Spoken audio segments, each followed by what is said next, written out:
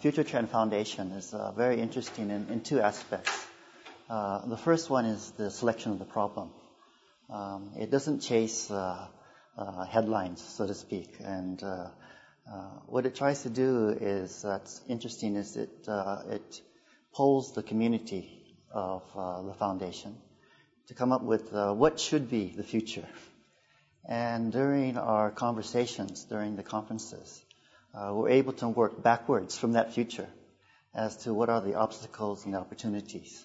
I find that very, very interesting because in many ways we can start to think outside of the box. And in that sense, not only think out of the box, but we learn different kinds of perspectives from different people on the same issue.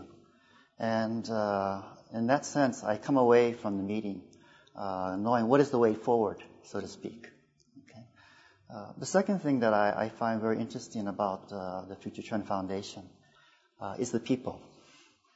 It's very rare for us from one sector to interact with people from another sector.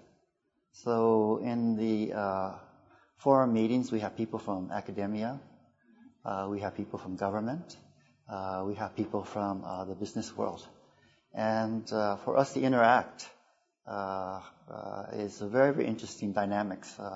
From the business side, we want to make profits. Yeah.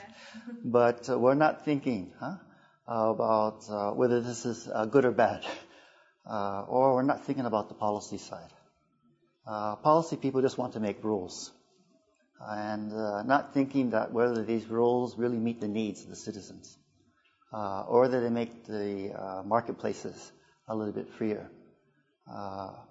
From a academic point of view, we tend to be too theoretical. And our theories don't often match what's happening in reality. And so being able to act with the business community and policymakers, we confront those realities. What are the politics? What are the market trends that we need to think about to expand our theories so that we have a better vision of what the future is going to be. So this idea of these 2 points, one of power, not power but the problem, and the second about the people that participate, to me are very, very different from many, many meetings that I attend.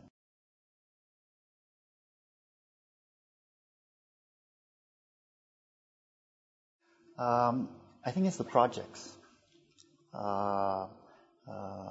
It's not project singular, but project plural.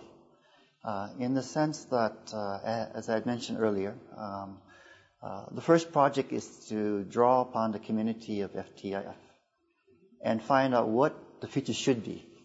Is one major project. So it's getting us to think not about current situations, but how to solve the current situation based on what the future goal is going to be. This is very Japanesey. Okay, that once you have the goal, then you can set the metrics and then the methodology. Okay, so that part of the project is very, very, very good, and I can do this in my office, and still to engage the community to see where their priorities are. Projects in the plural. The second is the actual forum meetings and exchange of ideas that I had elaborated upon a little bit earlier.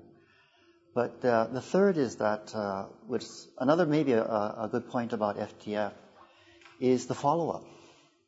That oftentimes we get into these talk shops, and then we go home and nobody does anything. Mm-hmm. But in the case of FTF, we have our publications, online as well as offline.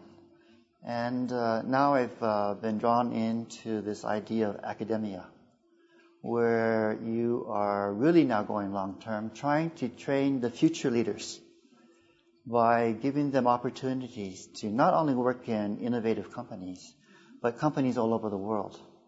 So I'm now in the process of trying to locate some Japanese companies or firms in Asia that will give this opportunity to European students in particular.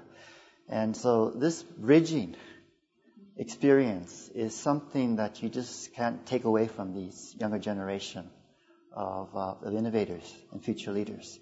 And so I hope it becomes one of the milestones in their life, and that they will be able to achieve the long-term goals of the Future Trend Forum.